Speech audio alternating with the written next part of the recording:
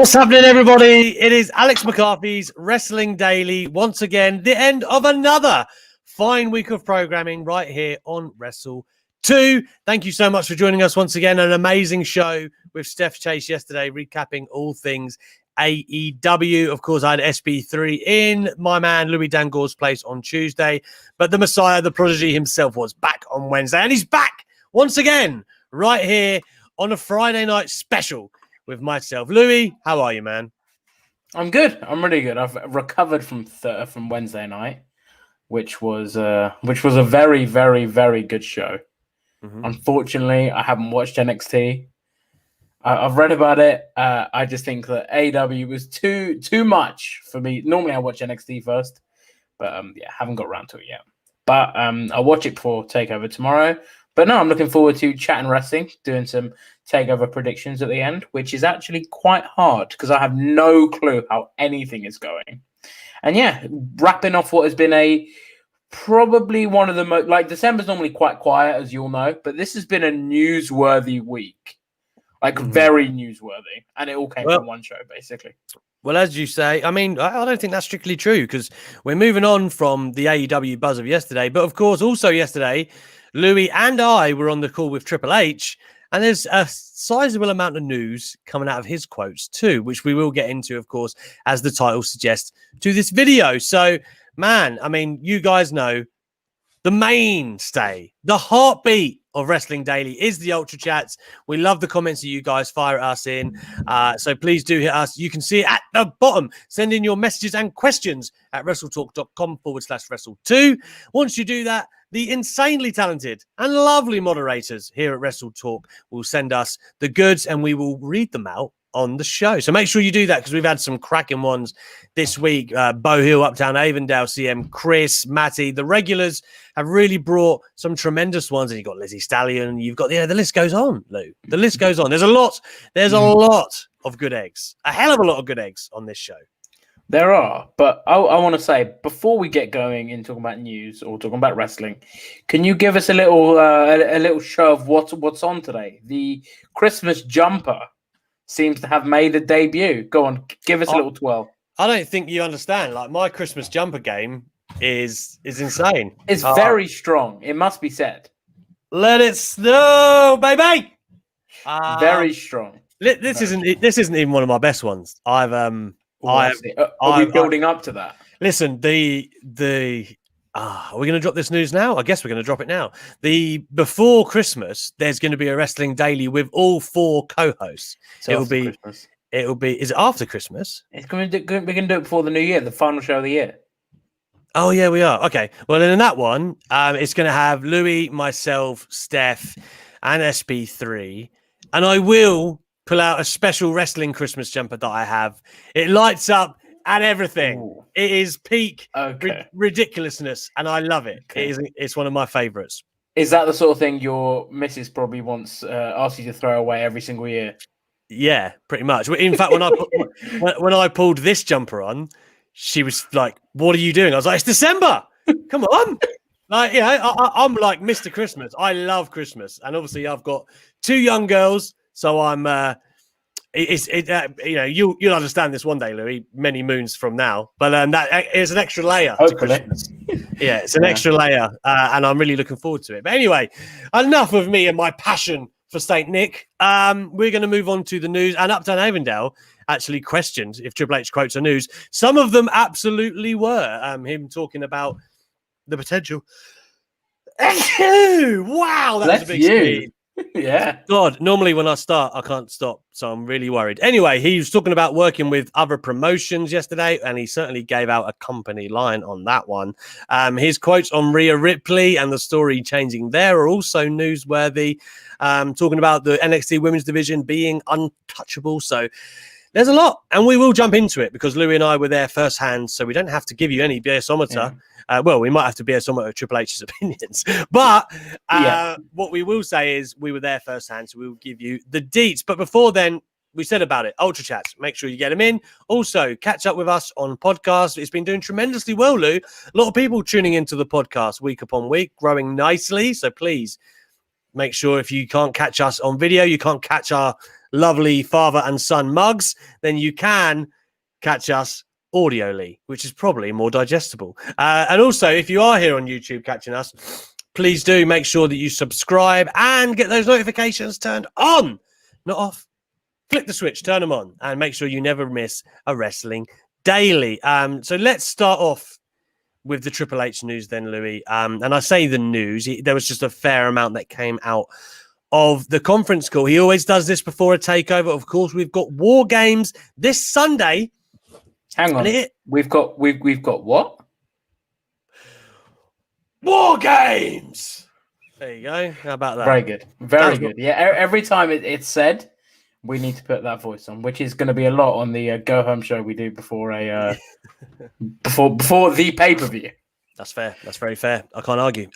So yeah, I think obviously he does one before every takeover, and he does one post show as well, which I will certainly be on. I believe Louis will be joining me as well. So we will bring you the goods early next week on that one as well.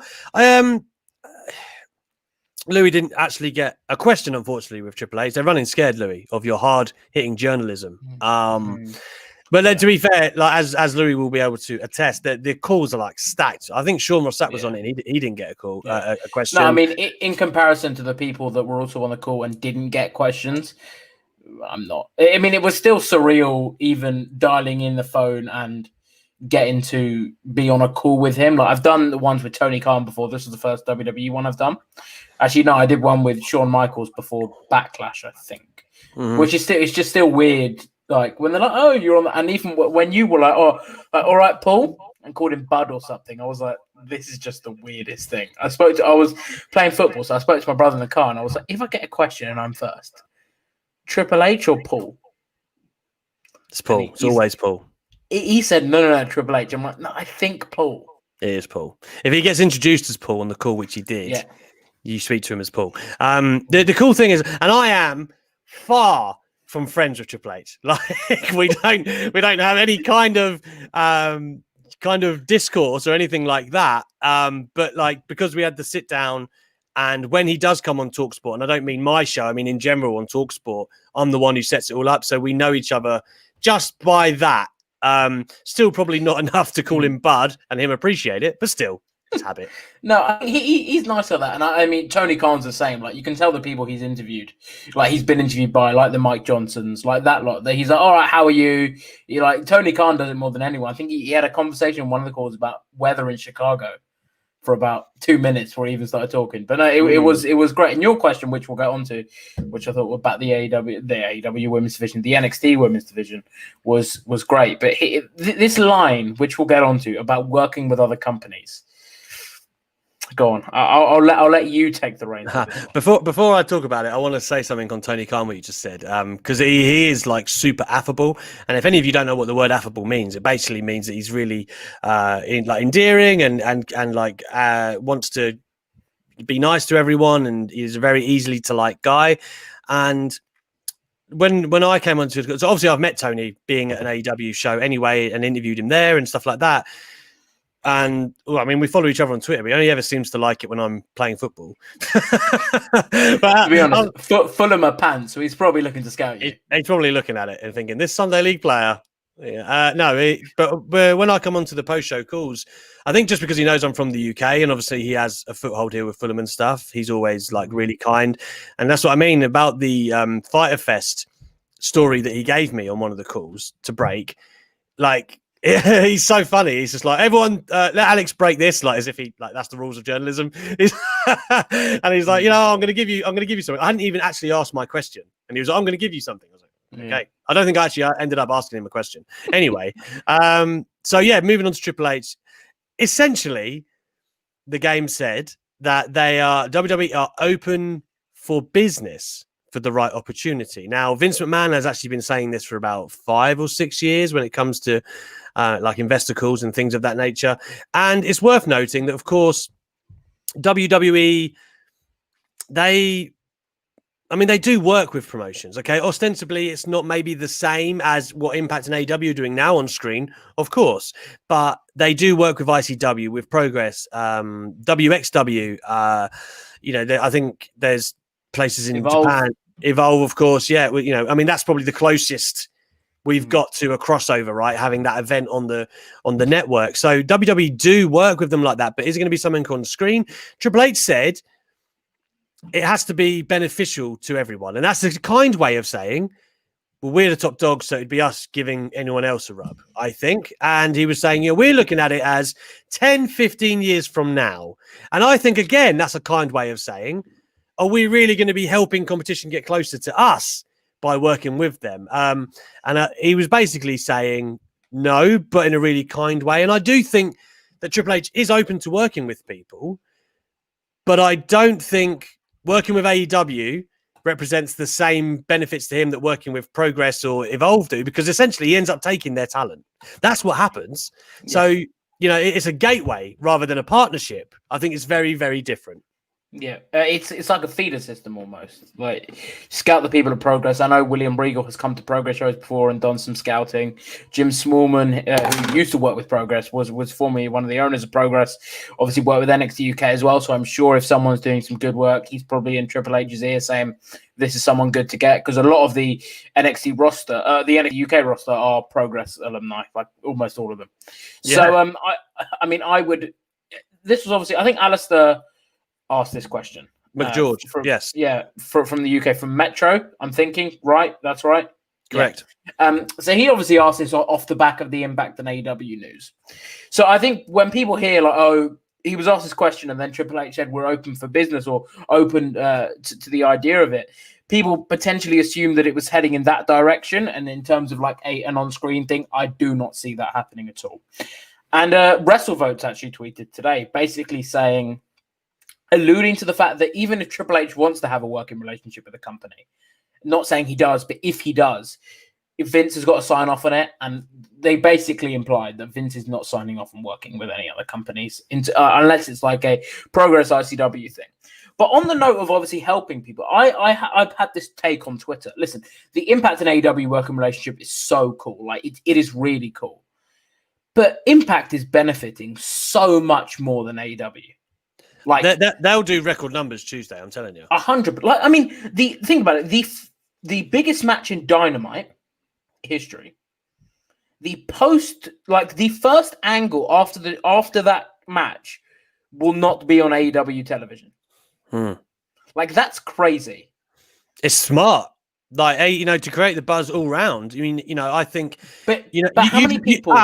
You just pull that face as if, like, because you're stuck in that WWE mindset of like, oh, giving out business everywhere else to me. I think sometimes you have to look at wrestling, right? And AEW, in my opinion, have given a real fresh impetus and a fresh take on those things, and to have that angle where you give that attention to someone in your main event angle. Like that collaboration, that's incredible. And, I don't know how far it's going to progress or if it's really going to be a true crossover and what the actual plans are. I don't know. We'll get onto that later because there's a couple of reports. Yeah, conflicting ones at that. But I mean, I think for Impact, obviously, it's an amazingly prudent and smart move. And for AEW, the content of their show is exponentially higher with all these different possibilities. I think NWA and the women they've had there have shown that it can add something and it doesn't detract from the luster of AEW. So I think absolutely it benefits both. But there you go. It does. So, for example, I was speaking to you about this beforehand. Like, we saw a bump in Wrestling Daily yesterday with interactions and even views. The live stream that Luke and Ollie did on the main channel, that had more super ultra chats than normal. So you can tell that people are more interested in wrestling. A lot of people were actually saying they were going to give AEW more of a shot. But for me, listen, it's fantastic news.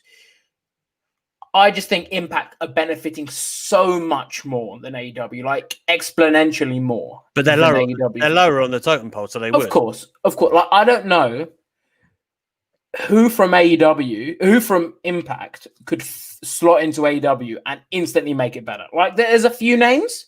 There's a ton in the women's division. A ton. Oh, yeah, a ton of, like, the women's division is a big thing that it could help. I'd say the North in the tag division, but even then you've got guys like Santana and Ortiz, LAX, and Lucha Bros, who were at the top of the Impact tag division and aren't really doing anything in the, like, haven't really had that shot in the tag division in AEW. Would still be like the North and the Motor City Machine Guns, though. like they do bring their own luster, I think. Yeah, I think Motor City Machine Guns will definitely do so because the Bucks have spoken publicly about loving their work with them. So I can see them coming in and working the top program. But in terms of the single side of things, like, listen, Rich Swann is great. I am a massive fan of Rich Swann. But I wouldn't see him as a viable contender for Omega, for example. Or I just don't like, in terms of, but like, so for me, and I think, obviously, everyone going into the show was thinking it might be Kenta and setting up a New Japan working relationship. Obviously, the dream matches in that scenario are so much better. And I think that would have been more mutual for both parties. Like, both parties would have gained more. AEW would have broken into that Japanese market and got some of the talent from over there, like Kota Ibushi, Okada. They've got a lot of history with their guys that that AEW has shown that it's all right to, like, play into and acknowledge. But I think this one is more sort of, it feels like a higher up and like a not on the level of a WWE and a Progress, but it definitely feels like there is a hierarchy there. The AEW's at the top, and it's Impact that's going to step up more than AEW is, if that makes sense. I mean, how much higher can AEW really get other than going above WWE at this point? Like I've seen people on Twitter saying that, this is what's going to tip AEW over WWE in terms of viewership. No, it's not. But it might set the precedent of the kind of angles and stories that eventually, I mean, that eventually gets them, I don't know, parity or in the same bracket. I mean, to understand to usurp WWE is you can't even fathom how big that is. It's much more than just the product on TV and what numbers you might draw week to week. That would take years and years of like grinding down. And, WWE is literally a global entity where AEW, I'm sorry, it isn't right now in terms of promotion and like where they've been or what they've done, the merchandise and things of that nature. Like you can't actually imagine the difference between the two in that global aspect. But in terms of the content of the shows, I mean, AEW are like I said, they are a breath of fresh air into the wrestling business that WWE has squeezed for so long. And I love what they're doing. I don't think you need to sit here and be like, oh, if AEW was doing it with this person, it would be better. Or like, just kind of, we could always do that. You can always do that. Of course. But I think take it for what it is. Yeah, sure. But take it for what it is. It's awesome for wrestling business. Yeah, and it's awesome 100%. For them. And you could make the argument that WWE, I'm not going to actually do it in like to scale order, but WWE, AEW, Impact, you could make the argument in North America. Like, they're probably above Ring of Honor in numbers and stuff. So unless I'm forgetting something entirely. I mean, in terms of the drop, like, I don't think people appreciate how unfortunately low numbers Impact do. Like on Access, they're getting around 100,000 viewers. So I mean, and even so, when some people are being sort of hyperbolic on Twitter, which is kind of what sparked my reaction, and they're saying, this is what's going to spur them over. Like, so say I don't know how many people firstly are not watching AEW that are watching Impact that are then going to switch over. I think it's more than likely the other way around, but that's just by virtue of having more viewers. So say that 100,000 people don't watch AEW and they switch over. That's only like pushing them to a mill. I don't think they're going to get anywhere near WWE anytime soon, but this is very exciting for wrestling. It definitely opens the doors and shows the intent from Tony Khan that he's willing to work with other promotions. I mean, we've seen with NWA, but they're really not on the level of Impact. As you said, they're kind of third in North America. So it is really exciting to see what the options bring, what happens with it. But we'll get on to some news later because I unfortunately think people might be making this out to be something bigger than it is. Yeah. I mean, I don't think we'll get onto it, right? But I don't think it's going to be a week for week crossover war. Anyway, we'll tie up Triple H and then we'll get onto some Ultra Chats before we dive into some other news. He also said that Rhea Ripley's her projected plans for 2020. Of course, now Rhea came into the year red hot, right? NXT champion, had dethroned Shayna Baszler, was really, really, really running hot. And then obviously Charlotte wins the Royal Rumble. Rhea says, why don't you challenge me? And they set it up for WrestleMania. Now, the vast majority of us myself included, assumed that Rhea Ripley was probably going to get the win at WrestleMania, right? That was probably going to be a real big way to put her over. That's not what happened. Charlotte Flair won in a great match, by the way, a really good opener for WrestleMania. Best match on WrestleMania for me. I think it's definitely in the discussion, if not the absolute best. And I think even at that point, I'm sitting and I'm thinking, well, it's not the worst thing in the world for a 23-year-old to lose to Charlotte Flair, who's already going to be, she's going to have legend. If she retired tomorrow, she'd be like legendary status. It's not the end of the world. And then, of course, Io Shirai would win the title of Charlotte Flair in Your House, and Rhea Ripley was in the match as well. Charlotte Flair doesn't take the pin in the match, so it's hard to say who's benefited from this title reign. And then, of course, then she's gone away, as somebody accurately reported, and has not been seen yet. So it's thought that she'll return around Royal Rumble season. We're looking at Rhea Ripley now.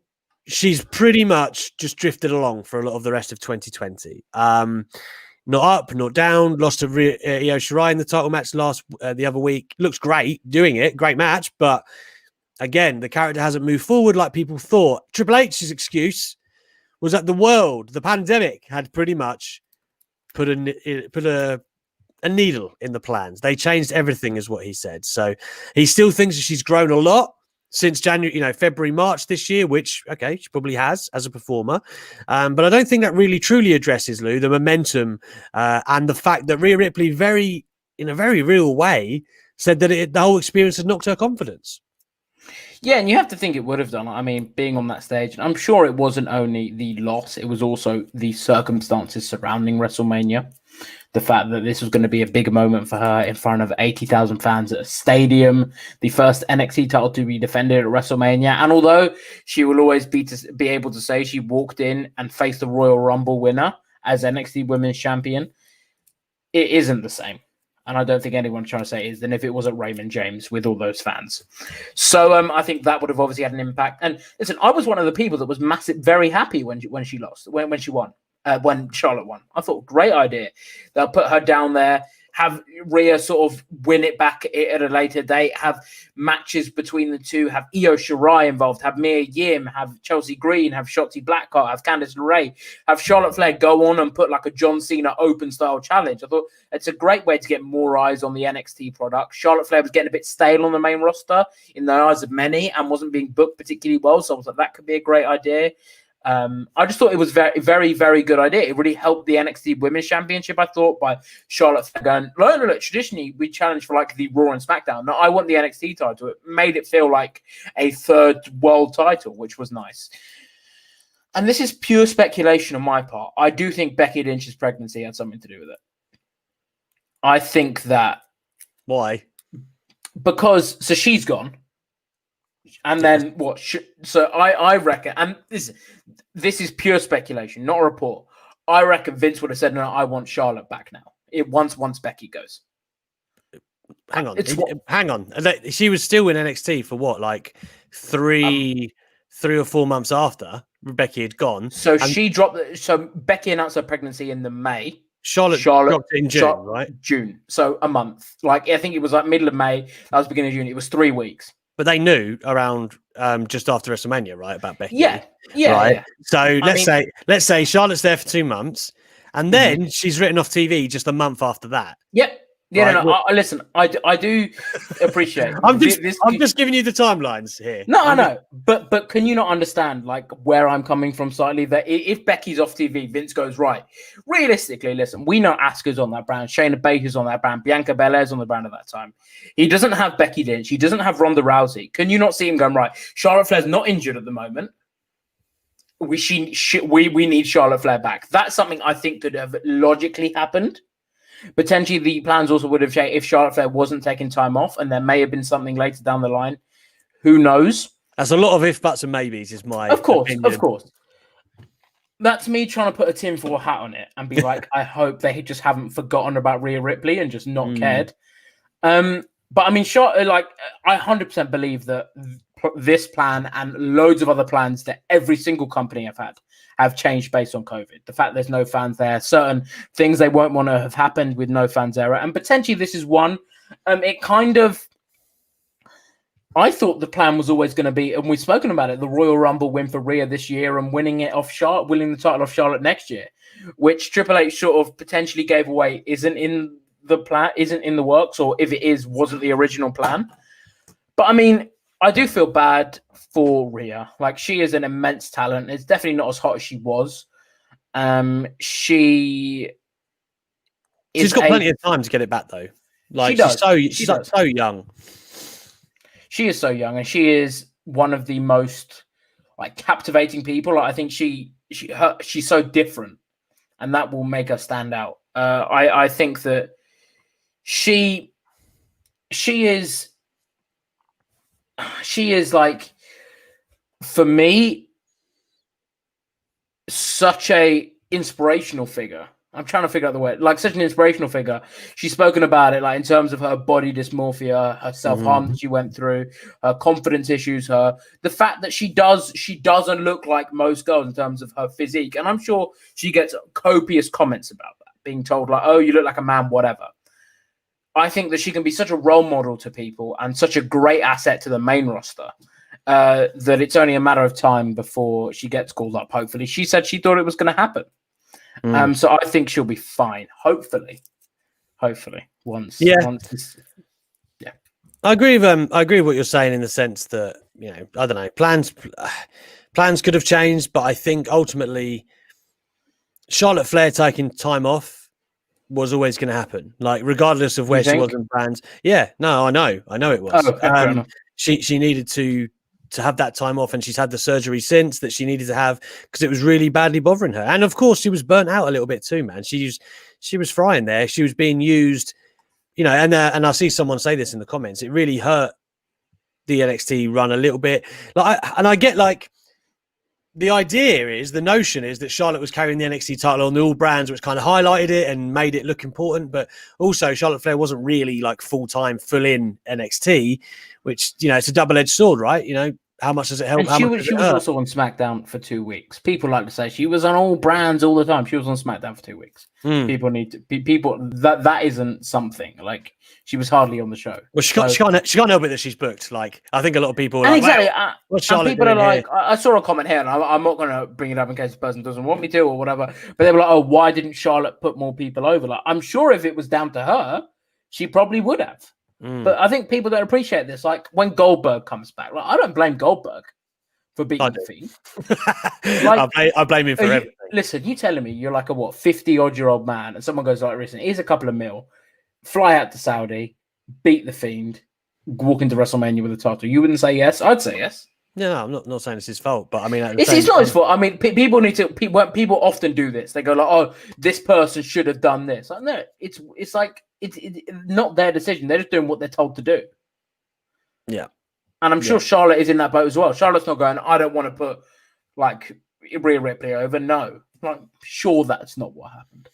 No, I know. Having spoken to Charlotte, like, but you know, at the same time, you have to build someone up to eventually put them over. But the problem is that a lot of people are looking at it right now and saying, okay, like, how much more building does Charlotte need? Like, you know, when is the time? When is the time to put them over? And I'm on both camps, because I'm like a huge supporter of Charlotte Flair. Like, I'll beat that drum forever, that I think she is one of the greatest there's ever been. And I get that people have a problem with her booking, but you can't really disparage the quality of the matches that she puts on. I'm sorry, you can't. The proof's in the pudding. So I think the pandemic has obviously played a role in why Charlotte took time off, I would imagine. The pandemic itself probably played a part in the Rhea Ripley plans, but ultimately, the only way that would have really worked out was doing the program where Charlotte eventually does put over Rhea Ripley. And yes, it hasn't helped her this year, but that's not to say that can't happen eventually. And it will still mean something when it does. So I don't know.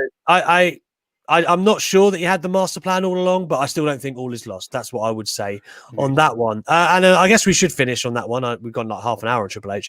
But there's one more bit about Triple H from his interview with Ryan Satin. He did an exclusive one saying that Karrion Kross is going to return, I think, any second, was his word. So potentially, do we think he's going straight into a title program with Finn Balor? Yeah, Finn Balor's not far off. So I think, I hope not, though. because Finn's going to lose, realistically.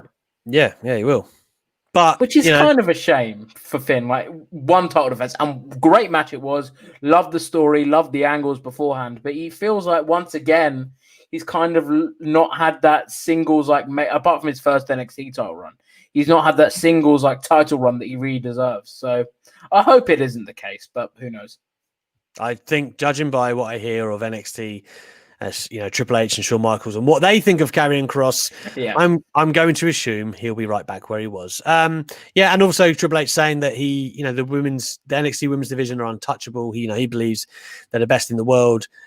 He said it actually even annoys him that people say they have the best women's division, because he looks at the women's talent as being just the best talent in the world, male or female. He thinks that they're right in that discussion, in that bracket. Anyone watching the show right now, Wrestling Daily, please in the comments. I know there are people that campaign for Impact. There are people who, Stardom, of course, as well. A lot of WWE talent come through Stardom, in fact. But is Triple H bang on the money? Is that the best women's division in the world today? I personally think so. But I'm open to suggestions and comments. We'll get on talking about it later on when we do our War Games predictions. But you look at those 8 women, they could walk in and hold the Raw Women's title tomorrow, and no one will bat an eyelid. They're all great. They'd probably be like the linchpin of the AEW division as well. They'd be like the face of it very quickly. I mean, you and I could be the linchpin of that division with how they're booked. But sorry, I couldn't help it. That's not what we're about. Few days. To be fair, AEW's done some great work with the women's division over the last couple of weeks. Thunder Rosa and Britt Baker feud is really exciting. So I was speaking in as a joke there with a hint of truth behind it.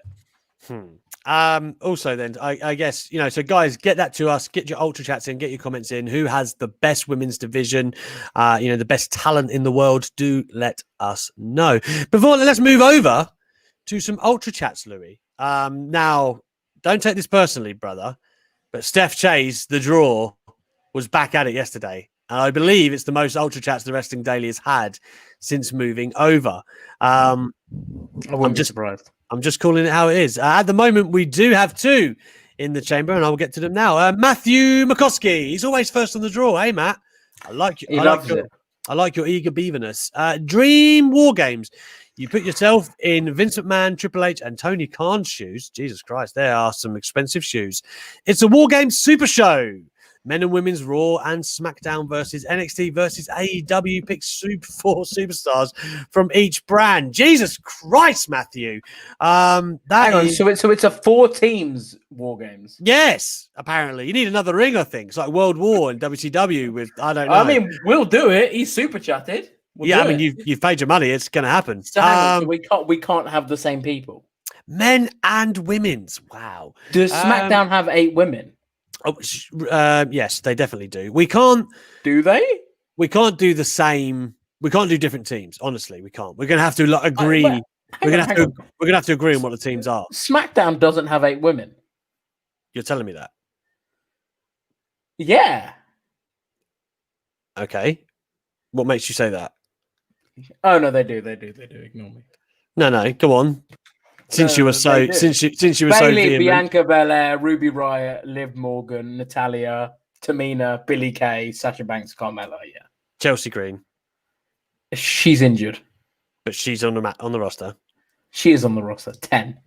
Okay. You stink. Anyway, stop trying to throw shade. Why are you doing that on this show today? No. I wasn't throwing shade. I wasn't throwing shade at all. No. It was more like I didn't think this super chat was physically possible. Right. But it is. I have been proved wrong. Okay. Well, so are we going for we can't have the same ones? Or we can? I don't think it would work if we don't. Let's just agree on what this dream scenario will be. Let's pitch. Okay. So I think for the Raw men's team, Drew. Yep. Orton. AJ. Keith Lee. Sheamus. Matt Riddle. Edge. Yeah. Yeah, I wouldn't have Orton in there, to be honest. I would. I don't think he'd be awesome in that match. It depends. Sadistic Orton can be. He could be. Yeah. I mean, as me, the fan, would prefer Keith Lee in the match. Do you know what I mean? But I'm just thinking like, the biggest people you could get in there. Yeah, AJ, Drew, Orton, and Edge are a good 4. Okay, the SmackDown 4: Rollins, Reigns. Yeah, I mean they're the givens. Daniel Bryan. Yeah. Jesus Christ, Rey Mysterio. Yeah. I mean, that's not a bad 4. Kevin Owens. Oh shit. No, you can swear, it's fine. Not too much. Kevin instead of Ray. I would have Kevin instead of Ray. I feel dirty saying that almost though, because Ray is just phenomenal stuff. It's like when we were going through the Raw side, I was like, man, Ricochet, really? But I'm just thinking of the match type. All right, so that's our 4 then, right? KO, Bryan, Rollins, Reigns. That's a really good 4, by the way. The AEW, to me, it's Omega, Moxley, Cody, I would have as one of mine, and probably Hangman. I wouldn't have Cody, but I would let you have Cody. He is. Listen, earlier this year and last year, he was the hottest babyface in the business. Oh, 100% agree. 100% agree. I'm talking a pure match. I'd rather someone like Ray Phoenix or Pentagon, or someone like that. Cody would bleed 1,000. Oh, Cody would blade before he even got into the ring. Yeah, he really would. What about Sting? Let's get Sting in there. I want Sting. I want Sting nowhere near a ring with 16 people with everything going on. I want him nowhere near there. Sting's funeral at War Games. Get it on. Go on. Men, Adam Cole. Hang on. We actually done AEW because Omega, Moxley. I would make an argument. And Cody. I would make an argument for the Bucks. They would be amazing in that match. So you could do Kenny, the Bucks, and Moxley. It all depends. Which 4 would you prefer? The one with Cody and Hangman, or the one with the Bucks? I'd put the Bucks instead of Moxley and Cody. And you'd have so you're looking for I think the story would work. Yeah. Jesus. Like those 4, how are they going to get a lot of people in the comments are saying Jericho. A lot of people are saying Pac. Yeah, there's a lot of great options. Pac would be amazing in there. We could legitimately make 4 teams for AEW. You could do it for most of the brands, but definitely for AEW. I think. Oh, Jesus Christ! I'm going to say Pac and Pac and Moxley are definitely in, because Moxley I think would be a maniac in there as well. Oh, you want Pac? I want Pac and I want Moxley. Not Omega. We need Omega in. Okay, all right. Omega's the 3rd, but that means you have to leave out the Bucks. And I also think the Bucks would be amazing in there. It's so hard. It's so hard. I've got to be honest. I'd take Moxley out. No, he'd be a maniac in there. He would. And then you've got the whole Rollins and Reigns. Come on. You were talking about story a minute ago. Yeah. Okay, Moxley's in. Eddie Kingston. Yeah, he'd be a maniac as well. John Silver. Yeah, I mean, come on. All right. We're taking this seriously.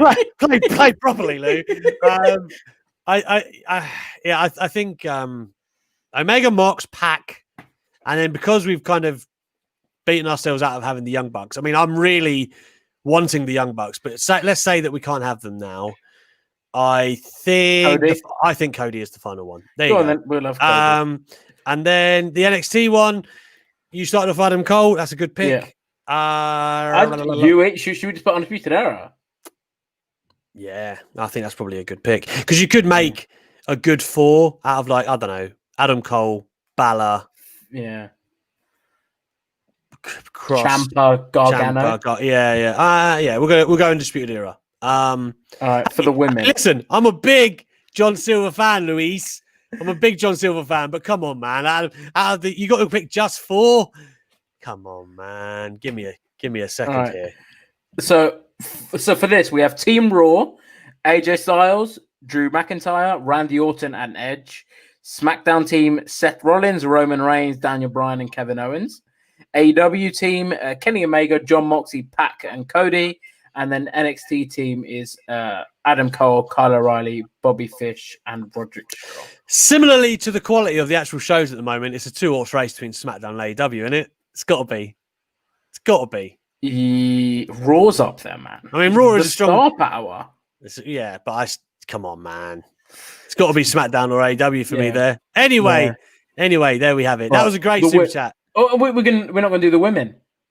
Jesus Christ! All right, we're going to make this quicker. Asuka, Shayna Baszler, Charlotte. Yeah. I saw the cogs in your brain turn and say, "Can't say Nia Jax here." I saw it. I saw it in your face. Not even cogs in my brain. Nia Jax isn't going in. Becky Lynch when she's back. We'll have Becky Lynch. I'll let you. Yes. All right, go on then. SmackDown, Sasha Banks, Bayley. Bianca. Yeah, then it gets harder, right? Natalia.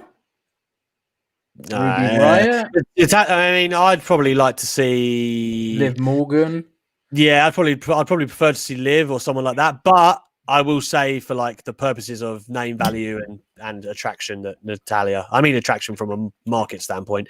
We understood. Natalia. So now's where it gets hard. Name 4 members of the AEW Women's Division.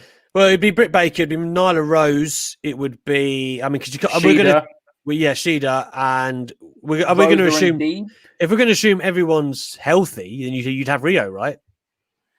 If you're having Becky, then they can have Rio, surely. Yeah, and then Thunder Rosa. I'd have Thunder Rosa instead of Nyla Rose. I don't think you can have Thunder Rosa. She's not technically AEW. You can't have. Fair enough. I'd have Serena Deeb instead of Nyla Rose. Or do you want Nyla Rose? I mean, Nyla Rose has been it's tough. I just think Serena Deeb's very good. Like, she's a good vet. Yeah, she is, but I don't know. I mean, if you want to take Serena Deeb, I'm not going to fight you on it. Oh no, we'll keep Nyla Rose in. NXT. Now this is where Jesus Christ. Io Shirai is a given. Rhea Ripley should be a given. Candice LeRae, I guess, is a given, and then it's like you got Dakota Kai, Tony Storm, Ember Moon, Casey Catanzaro would do some insane things in a War Games. My God, Shotzi. I think we got to go Tony or Ember personally. Probably Tony. Yeah, so the options. So for we got Raw, Asuka, Shayna Baszler, Charlotte Flair, Becky Lynch. SmackDown, Sasha, Bayley, Bianca, Natalia. Raw, Britt Baker, Hikaru Shida, Rio, and Nyla Rose. And then NXT, Io Shirai, Rhea Ripley, Candice LeRae, and Toni Storm. Raw, there we go. Bish bash bosh. What's Raw? It's Becky, Charlotte, Asuka, and Asuka. Oh, Jesus Christ, that's a wrap, isn't it? I mean, I love that super chat. I love that. That's amazing. AEW compared to those other 3 teams, by the way, is a mile off. Which Tegan Knox. Yeah, she's amazing, but she's like half dead right now. You know, her knee. She isn't actually half dead. No, please don't quote me verbatim on that. No, she is obviously struggling with another ACL injury. She is amazing, but I still don't know if I would have taken any of the other 4 out to put her in. You know, hopefully she gets a real run. Matt, I really hope she gets a real run. Really bad. We got another super chat coming in from Nasagor. Top 5 best women wrestlers active right now. That's the key component to this, Lou. So Io Shirai, number 1. No, Sasha Banks is number 1. Sasha Banks number 1. Io Shirai number 2. Yeah. Deonna Purrazzo number 3. Yeah, I mean she's in my 5. I just don't know if she's 3. Oh no, I'm okay. Fair enough. I think Bayley has a case to still be in there. Bayley 4. And then Thunder Rosa, maybe. Thunder Rosa 5, yeah. I'd have Thunder Rosa. Or Britt Baker. I quite like Britt. Jordan Grace. Jordan Grace is a good shout. Very good shout. Loved her. Testament to Impact. Her and Jazz is great. Yeah, it is. To Impact. It is. Yeah, God. Kaylee Ray.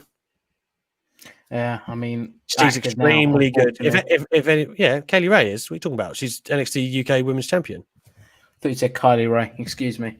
No, Kaylee Ray. Kaylee Ray. She's been killing it. Yeah, no, she has. I thought you said Kylie Ray.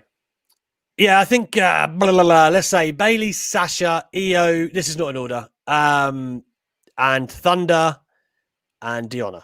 Yeah, that's our 5. Dan's brought up Asuka. I mean, in terms of talent, yes, but I mean, she isn't unfortunately being booked to that level where I'd put her on that. I think it's important to consider how they're being booked as well.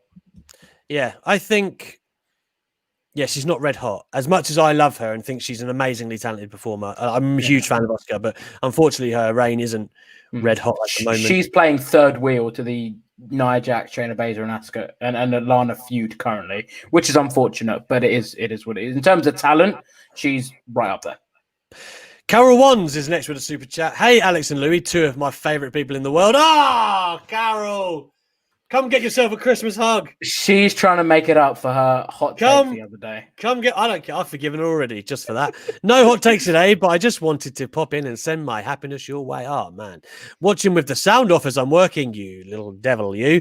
Can I get a thumbs up for my effort in being here? Love you both. Louis. Bam! There it is. There you go. How can I make these thumbs up more imposing? Thank you. We appreciate you and your time. Thank you very much.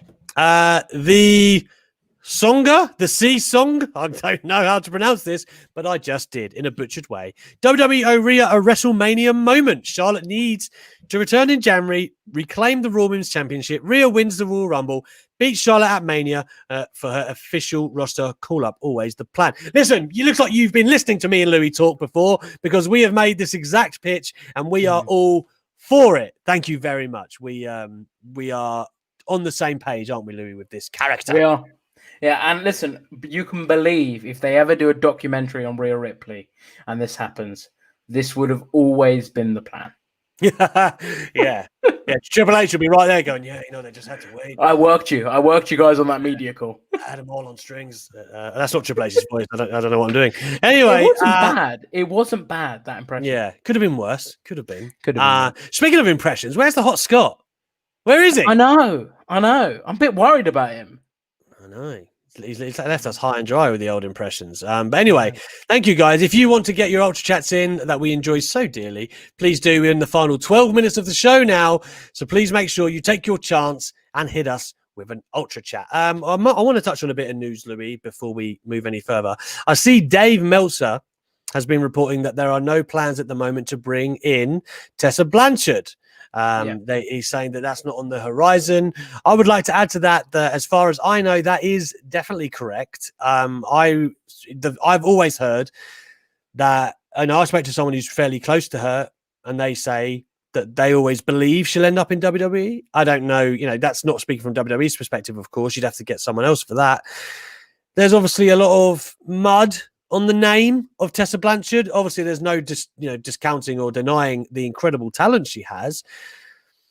But I do know that Tony Khan is not a fan of the way she's conducted herself and the people that she has hurt along the way in the wrestling business, in spite of the fact that he employs her father. That doesn't seem to have, weakened his position any way that I know. Louis, as far as I know, this is actually bang on the money from Uncle Dave. I don't know if you have anything to add.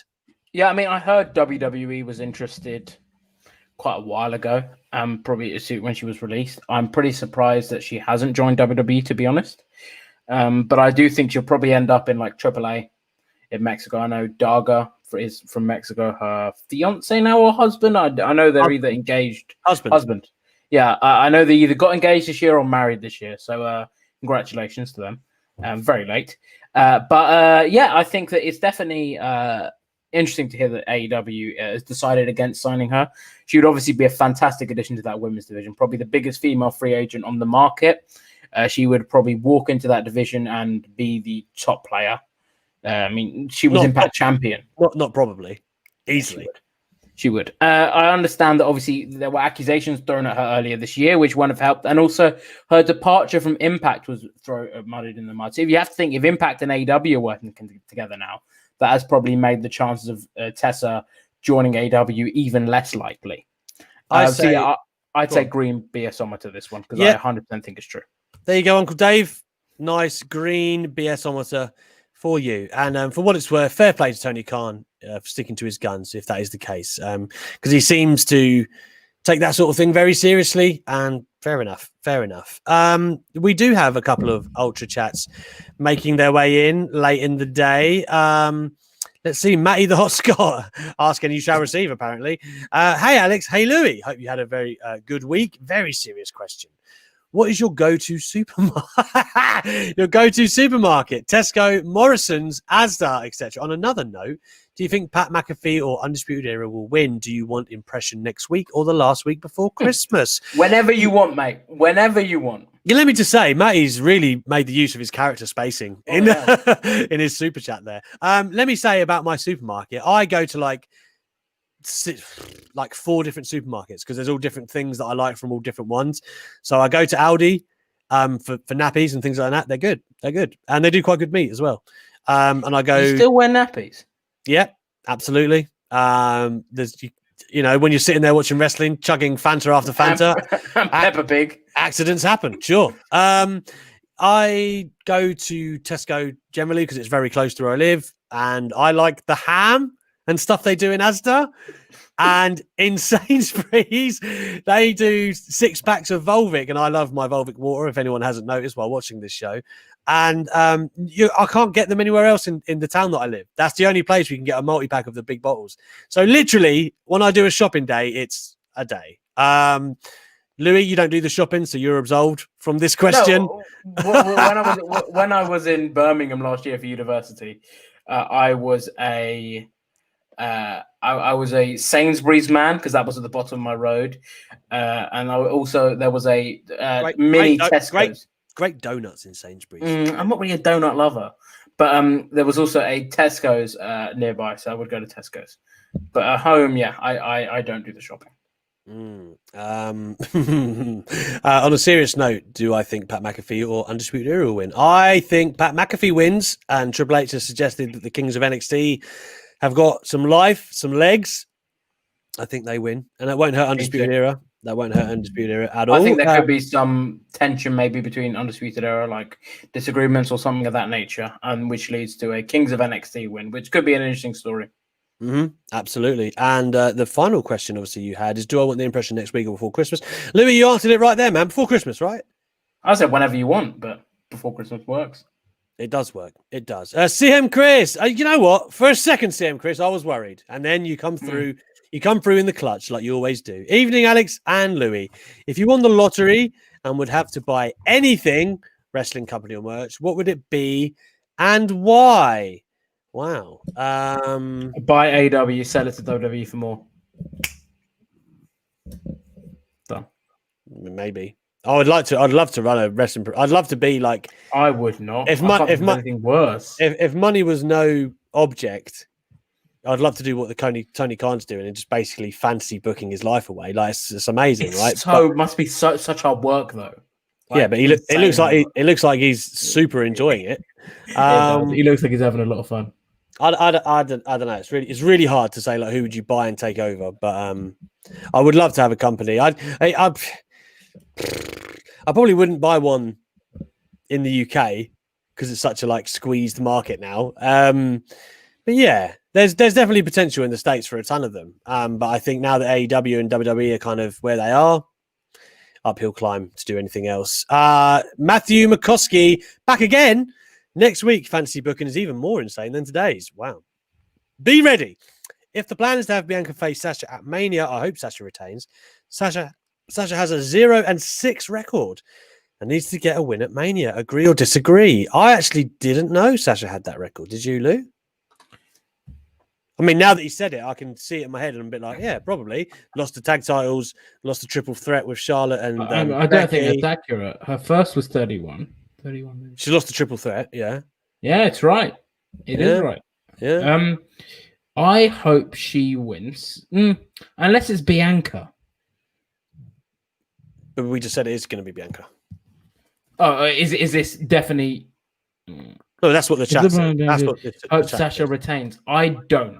I hope Bianca wins. If it is Bianca, because I think they'll do a Shayna Baszler situation. We saw how much that hurt Shayna Baszler last year when she didn't beat Becky.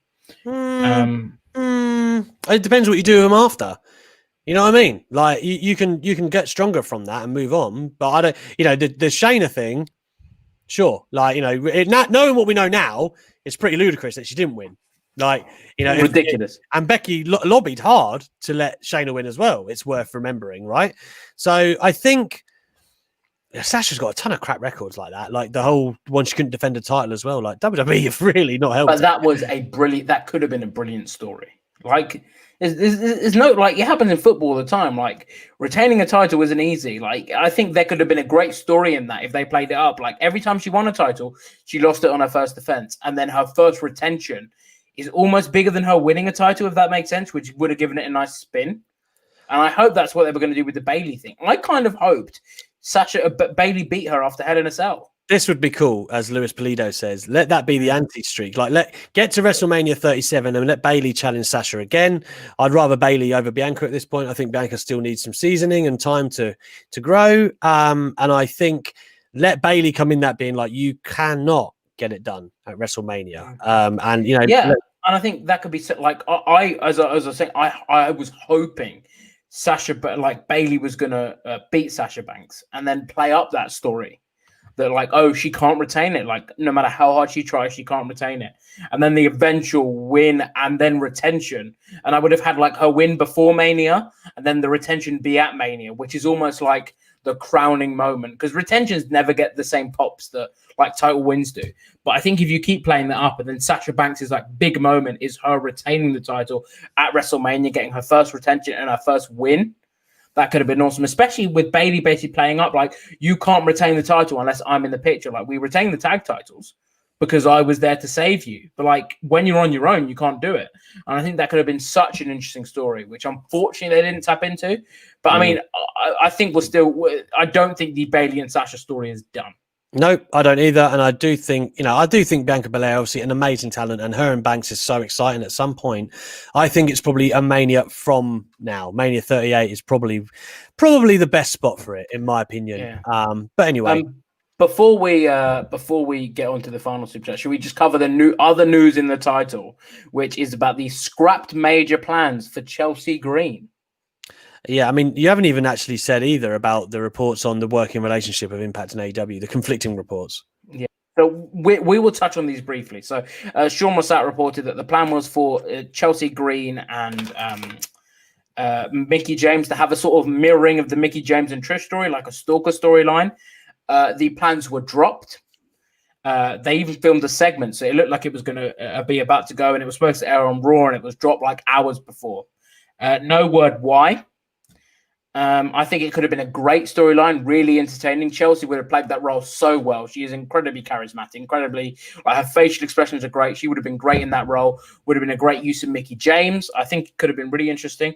Again, massive speculation on my part. Probably this is supposed to air around the summer. Probably a good idea not to do it when one of your top women stars has dealt with a stalking issue. Just don't think it sets the right precedent of like, oh, stalking people can be acceptable, because it can't. Obviously, one is TV and one's not. But I think given the time, and I don't know the timeline, and again, this is speculation, it might have had an impact, might have not, who knows. But it would have been a very interesting story that I definitely would have enjoyed seeing, and I think it would have been a great use of both women. What about the reports? Yeah, so the reports about NXT, AEW, and Impact. Unfortunately, this is a bit of not a dampener, but it's not what I think people are hoping for. Apparently, Kenny Omega's appearance on Impact is going to be a one-off this week. Hang on, we've been over this. Dave Meltzer. Thank you. So the plan is for it to be a one-off. Gallows and Anderson are reportedly going to work with him at AEW, though, which is definitely interesting. And probably the biggest dream match they could do, them versus Young Bucks, obviously. I saw a really interesting story, which I'll get onto in a second. But the idea is apparently it's not going to be like a massive, like, sort of talent just going all over the shop. Apparently that's not what the plan is going to be, which I think has a lot of people a bit disappointed because, but I mean, that's what they've sort of fantasy booked for themselves. But yeah, I saw a thing where potentially, so this Kenny Omega appearance is apparently going to set up Gallows and Anderson appearing on Impact. So an interesting idea, could they have attacked Jon Moxley backstage? set up appearing on AEW. I mean, I assume you mean right. Yeah. Yes, could have been. I hope so. that could be a really interesting way to do it. I hope it's all tied in. Yeah, it must be. It must be, which would be fantastic. And again, we were all thinking Lance Archer, Hangman Page, Kenta. And we get this. It's another idea of getting something that you weren't expecting that's equally good, which is just great. So two reports that I definitely give a green to because I can see them both happening. Right. Well, you've heard it here. Is that Uncle Dave for the second time getting a green? Wow. Yeah. Uncle Dave coming back. Yes, and Don Callis has 1 month left on his Impact deal, according to Dave Meltzer, and apparently is likely to come into AEW full-time and be Kenny Omega's full-time manager, which is tremendous. I mean, having Don Callis as a mind backstage is probably the most sort of biggest part for it, that I think his on-screen stuff will be great, but having him as another creative mind backstage, another mind for the business side of things will be fantastic. So yeah, another great coup for AEW. It's possibly the biggest get I think they could get from him, but having that great backstage mind along with some of the women's division stuff. So yeah, great stuff. Yeah, I still think the women would be the biggest get for them. Yeah, but the women. Don Callis, absolutely for sure, like in multiple facets, can bring a lot to the table for Impact. Let's get to the last Ultra Chats before we wind down here and give you our brief predictions of War Games. War Games! It is Matty the Hot Scott says, you don't think Undisputed Era split up on Sunday, do you? I had that thought the other day. I mean, they could. I don't think they do. I've said this before, and I spoke to the four of them at the Royal Rumble earlier this year, and I just don't. I think obviously they love what they do in NXT, but there would be money left on the table if they were not to go to the main roster. That is just. I don't think that you would lose or leave something like that. I know you could do like an eventual reunion on the main roster, but I still think that the four of them collectively are stronger together. And I think WWE would be smart to take them up to the main roster and utilize them like that before anything else. Yeah, I could see it happening, but I don't think it should. I agree with you. It should be a thing that they go up as a group. But this was going to be my question to Triple H on the call. Was going to be like, listen, NXT previously. You were going to say, Paul, listen. Is that what Paul, listen. NXT was great and now it's crap. But no, it was going to be, NXT was so good because it had that like revolving door. People were in for a year, had the sort of ascent to the title, left. How do you keep NXT fresh at the moment where you've got guys like Gargano, Ciampa, Undisputed Era that have been around for 3-4 years at this point? It must be difficult. And I think this could be a way to keep them fresh. I definitely wouldn't have the debut without fans. Which is obviously hard right now to plan for. But like, I think that there's got to be money in Drew being laid out by the whole of Undisputed Era on a main roster show. Like main event, Drew retains, attacked by Undisputed Era is a mirroring of the Brooklyn 2017. The symmetry. I was there for that. Amazing. Amazing. I think that'd be so cool. And then have Adam Cole beat Drew for the title. Listen, this will not happen because Adam Cole is he's not 6 foot as NXT like to tell you. Yeah. But I don't think it will happen, but I think that could be really cool. But I do think that they could split up this week at War Games. I think but rather than split up, I think there will be teases and potential sort of dissension, but I don't think a full-blown split. I don't either. Bo here, who is coming with the final Ultra Chat. Egged Benedict himself says, who do you think could benefit the most from a move to a different promotion? Ricochet back to New Japan, Aleister Black to AEW, others? That's a very, very good question. Louis, have you got one out of the blocks? Both of those two would probably be the first that came to mind, yeah. I think Chad Gable in like Japan would be amazing. Yeah, Cesaro in Japan. I think there's a lot of Cesaro in gym. Cesaro anywhere, man. In AEW, he'd kill it as well. He'd be like the world champion. Say Miro. Like, I would have said that about Miro. I would have said like, Miro's. You got to remember, Tony Khan books out AEW for a long period of time. What are you going to do? Just put Miro straight into this? Then you don't get what we're getting now with Omega and Moxley, the Hangman Page developing storyline. You can't just plug someone in. No. I agree. I 100% agree. And while I'm not saying the game of gimmick is great, But at the same time, I do feel like his booking in the Battle Royal this week was the best he's had yet. And I do actually trust that Tony Khan is going to use him prominently down the road. There's a lot already in motion, and fitting them in around that is hard. No, I do agree with that. I do agree with that. And obviously, it's hard. He's obviously wants to do this gamer gimmick, which more the power to him. Not what I would have done. But I mean, it was just the example of like being said, oh, he could like win a world title in AEW, which is what I would have said for Miro, but unfortunately isn't getting to show that. Like, he doesn't feel extra special, like he has the potential to, unfortunately. But I think, as you say, time will show what he can do. I think, as you said, the fact that Tony Khan had booked so far in advance can have its downfalls in circumstances like this, where it does feel hard to slot people in to certain areas. You know, I would love to see someone like Seth Rollins in Japan. It will never happen because he's like WWE till he dies. But I would love to see that, just to shut so many people up that are like, he's not that good. Like he is seriously that good, in my opinion. He's one of the best workers in the world. I don't get the hate. If people can't seem to always distinguish their dislike for Seth Rollins, the person, to the worker, that aggravates me. You can't just be like, oh, I don't like him, so he's not that great. He is great. I don't, you know, what he said that time of being one of the best in the world, or no one can do what he does at the level he does. I think if you actually take a second to look at what he meant, the WWE schedule, no one actually can matches that in the world. WWE have the busiest, or they did before all of this, wrestling schedule in the world. That's what he meant, night in, night out. Do I think he's the best wrestler in the world? No. No, I don't think he's the best, but he's definitely in the top tier. 100%. And I think that if he was in AEW, he would be having 6-star matches. Jesus Christ, him and Omega would, oh my word. It would be. Him and Omega would tear the house down. Like, he is top 10 wrestler in the world. I just think when people like work a WWE style, it doesn't translate well. Like, I think if he worked an AEW style, or was allowed to have like a AEW style of match in WWE, he would be brilliant. If he was in NXT when it was that takeover era, brilliant.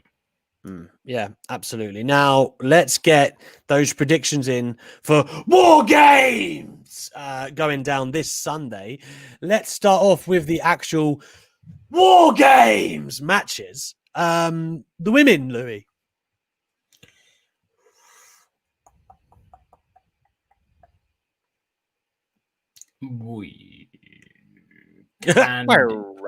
Candice's team.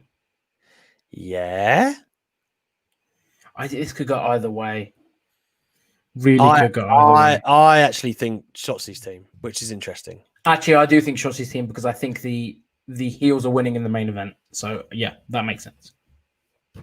Oh, okay. Well, that leads us on nicely to the next one then. You think the Kings of NXT, and I think this too, are going to beat the Undisputed Era? Yep, agreed. Ooh. I wonder if there'll be shenanigans afoot in that one, like the mystery guy who we all think is Pat McAfee, who came down to the ring the other week. I wonder if they'll play a part. Leon Ruff defending his North American Championship against Gargano and Damian Priest. I actually smell a lucky underdog plucky retention for Leon Ruff. Can I just say very, very quickly, Matty has said, will there be a show on Monday? And I know my mother Jenna, who's fantastic, has said there will be one on Monday. There won't be one on Monday, unfortunately. You will come. You will come to TalkSport. You will come to my show. You will come to Alex's show on TalkSport. On the radio. Yeah, unfortunately, it's my week off next week. I'll be doing the show on Tuesday, not the one on Friday. And things just couldn't work out with the show. And obviously, unfortunately, as we've said before, it just the AEW one didn't do tremendously well. But yeah, we'll see how it goes. But unfortunately, there won't be one. But if you want to catch what Alex has got to say, it's TalkSport 2 on 7 till 9 next week. 7 till 9, TalkSport 2. I obviously always plug the links for whether it's on your phone or DAB, whatever. So you can always catch that. But yeah, and you should. I just thought I'd bring that up as it was there. But on top of the for this match, I would go for. Could see Gargano winning with the help of this mystery ghost face. Mm-hmm. I could also see Leon Ruff winning. I can't see Damian Priest winning. I think Johnny Gargano wins. Just on, I'm going Leon Ruff. Just on the note of my show on Monday, by the way, I've got an interview with Rampage Brown, new NXT UK guy, and also a lot of Triple H stuff coming out of NXT. Great guy, by the way. Great guy. Very great guy. Pre and post show Triple H, that'll be. That leaves us with, oh my God, Dexter Lumis and Cameron Grimes. Hang on, we've got one more as well. No, we have. I'm just working my way down there. In the strap match. Couldn't care. I assume Lumis. I honestly don't care, but I'm assuming Lumis. Yeah. I think they think more of Lumis than Grimes, and I think this whole angle is to get over Lumis. And if Lumis was to lose, that means this would carry on, and I have no interest in that. Wishful thinking. Timothy Thatcher and Ciampa in what should be, by the way, a low-key banger. Low-key? I'm probably more excited for this than anything. I say low-key because the titular matches take precedence. But the War Games matches will always get up there. But I beg your pardon. Dan, stop it. Can I get your War Games again right there? War Games. You like punch it into the microphone. Anyway, it's going to be great. Ciampa, Thatcher. I think Thatcher could do with a big win, but I don't think he's going to get it.